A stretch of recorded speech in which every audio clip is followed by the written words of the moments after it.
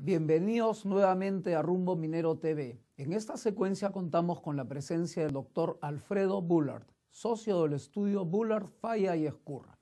Con él conversaremos sobre el tema cambios y retos del siguiente gobierno. Esta secuencia es auspiciada por Aprenda, del grupo ACP. Cada mañana Víctor disfruta del pueblo y su gente, del pan que Gilberto amasa con los mejores ingredientes, de la información más reciente del kiosco surtido de Sofía. Mientras avanza, se abre un negocio a su paso. Para mí, como capacitador de Aprenda, es el momento de darle rumbo a miles de emprendedores gracias a la empresa minera. Celebremos el crecimiento. Aprenda, desarrollo de capacidades que genera progreso. Estamos con el doctor Alfredo Bullard. Bienvenido, Alfredo. ¿Qué tal? ¿Cómo estás, Jorge? ¿Cómo estás, Alfredo? Alfredo, cuéntanos un poquito, hablando ya del gobierno entrante, ¿cómo podríamos, digamos, entre comillas, garantizar este tema que preocupa a todos sobre la estabilidad económica y tranquilizar un poco las inversiones, ¿no? Lo que está viendo hoy en día, ¿no? Bueno, el Perú en los últimos 20 años ha desarrollado todo un marco legal que fue orientado precisamente para proteger a los inversionistas y para darle garantías, que van desde el diseño constitucional, desde las normas de la Constitución, pasan por una serie de legislación existente y sobre todo por la existencia, uno, de tratados internacionales que protegen principalmente a los inversionistas extranjeros y dos, a la existencia de contratos suscritos por el Estado peruano en el cual otorga garantías a los inversionistas. Y esto en el sector minero ha sido particularmente prolífico, ha habido muchos contratos y existen muchos contratos que protegen las inversiones, ¿no? Correcto. Muchos de esos contratos, dichos sea de paso, están próximos a vencerse. Claro, lo que básicamente son los contratos de estabilidad jurídica, estabilidad tributaria, usualmente se dan por periodos de 10 años. Muchos de ellos están por vencerse. Ahora, nuevas inversiones podría solicitar nuevos contratos, pero evidentemente requiere que el Estado esté de acuerdo, ¿no? Que el gobierno esté de acuerdo. En tu parecer, Alfredo, ¿en qué escenario nos encontramos hoy día? Bueno, quizás vamos a tener el test más importante en la historia, ahora en julio, sobre este marco legal, ¿no? Estos son marcos legales que se desarrollan, siempre uso esta analogía porque creo que es bien gráfica, es como quien quiere hacer dieta, ¿no? Pero en la noche se levanta con hambre y entonces abre el refrigerador, entonces le pone un candado al refrigerador para asegurarse que en la noche no va a abrir. Cuando está tranquilo y piensa con la cabeza fría, quiere evitar que cuando esté con la cabeza caliente haga algo que no corresponda. Pero se ha violentado ese candado con el tema de Bear Creek y la minera Santana, ¿no? Digamos, ahí hay nuevamente un test al marco legal porque hay tratados, el TLC con Canadá, por ejemplo, o distintos tratados internacionales que te protegen a los inversionistas.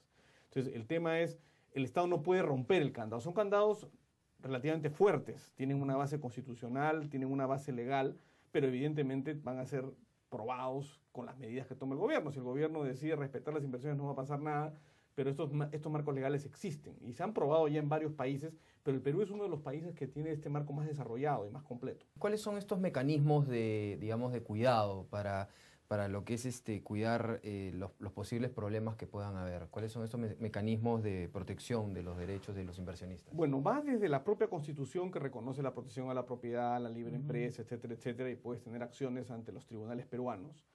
Va también por el lado de los tratados internacionales. El Perú tiene celebrado cerca de 30 y tantos tratados internacionales de protección de inversiones, y más los TLCs que tienen capítulos de inversiones que establecen garantías a los inversionistas nacionales de esos países, que usualmente son los países donde proviene nuestra inversión. Pero no quiere decir que no se puedan renegociar, ¿no? ¿Es correcto? Si hay consenso entre ambos países, podrían algunas cláusulas ser sujetas a una nueva negociación. Un tratado es finalmente como un contrato. Siempre puedes renegociar, pero evidentemente tiene que haber voluntad de ambas partes para esa renegociación.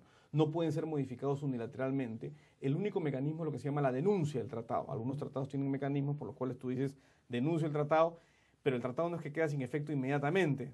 Va perdiendo eficacia en el tiempo. Depende en cada caso cómo funciona eso. Esos tratados te dan garantías. Y lo interesante es que muchos de ellos, la gran mayoría, prevén mecanismos arbitrales. Entonces, si tú tienes un problema y no se te respeta la inversión, no es resuelto por los tribunales peruanos, es resuelto por un tribunal internacional, usualmente un tribunal internacional, formado por árbitros, que tienen como mecanismo de protección el poder dar indemnizaciones a los inversionistas si es que el Estado violenta los derechos que estos inversionistas tienen. O sea, es decir, los países o los inversionistas, antes de invertir en un país como el Perú para el tema minero, miran estos tratados, ven qué garantías podrían tener antes de hacer una inversión en un país como Perú? Miran los candados en la puerta del refrigerador. O sea, tú tienes que mirar qué tipo de candado tienes, qué tal capacidad de respuesta puede tener ante un problema. Y es uno de los elementos que creo han sido claves para explicar por qué ha habido esta avalancha de inversiones en los últimos años en el Perú. Claro, son 20 años, como bien dices tú, desde el 90. ¿Qué escenario crees que no deberíamos nosotros de tener en julio? Que podría... que sería prudente no tenerlo. Yo creo que acá es como cualquier contrato. El Estado tiene unos compromisos y lo prudente es respetar tus compromisos. Si el Estado respeta aquello a lo que se comprometió, y tenemos que tener en cuenta que es el Estado, no el gobierno, es el Estado del Perú el que ha asumido compromisos a lo largo de distintos gobiernos.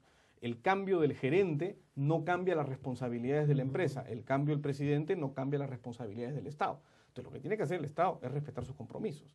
Si el Estado respeta los compromisos que tiene, estos compromisos evidentemente le dan cierta capacidad para gobernar. No todo está regulado en estos contratos, hay elementos y decisiones que el Estado puede tomar, pero la clave es respetar la palabra empeñada. O sea, sería nefasto realmente, hablando de este tema, para el gobierno entrante, cambiar las reglas y no respetar todo este tema de los tratados. Sería nefasto en términos de mensaje.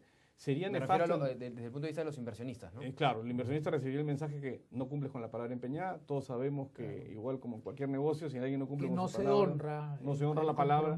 La palabra es lo central para generar confianza. Y tenemos experiencias, ¿no? Tenemos experiencias de que han acudido a instancias supranacionales, al CIADI, por ejemplo, tenemos casos recientes. Hay casos recientes donde a Perú en general ha ido bastante bien. El gobierno del Perú ha ganado casi todos sus casos en el CIADI.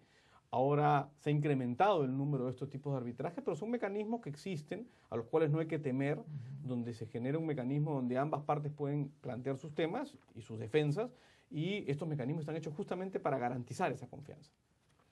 ¿Qué tan importante es, Alfredo, el tema de revisar el rol subsidiario del Estado y el cambio en el capítulo económico, ¿no?, de la Constitución? Bueno, yo creo que el capítulo económico ha funcionado bastante bien en los últimos años, y cuando algo funciona bien, why to fix what is not broken? O sea, ¿por qué arreglar lo que está funcionando? No habría ninguna razón para hacer cambios.